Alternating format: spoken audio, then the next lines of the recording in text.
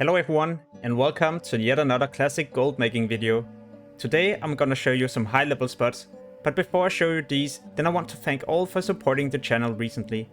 It motivates me a lot, and every time people subscribe and like, then it also makes me able to spend more time doing these videos. Anyway, enjoy this one. The first farming location takes place in a shower. In a shower there's so many different creatures that we can kill who has a chance to drop the big mouth clam.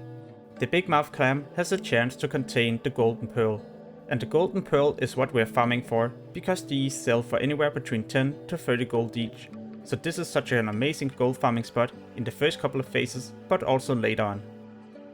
In Silithus you can find different spiders, and these has a chance to drop the iron web spider silk.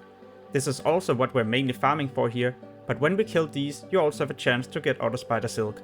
If the price for the iron web isn't high right now, then you could always keep it for later on if the price go up. Else you could always winter these right away, because each of them will winter for 25 silver each. So it's a decent way to make raw gold every single hour without using the auction house.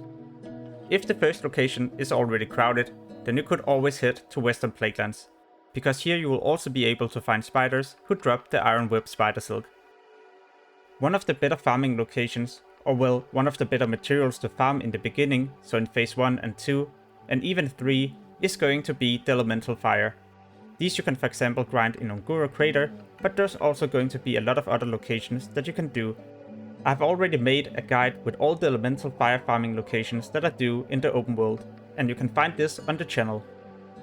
If you head back to Western Plaguelands, then you can find this tower, and in the tower and outside the tower you can find the spellbinders.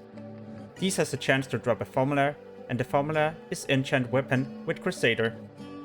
The Crusader formula usually sell for a couple of hundred gold, so if you find this early on, you will also be able to get your epic mount a lot faster, or you could invest this gold into other materials that will be way more expensive later on in some of the other phases. If you prefer to farm raw gold, where you don't have to go to the auction house, then you could always head to Eastern Plaguelands and slay these bats.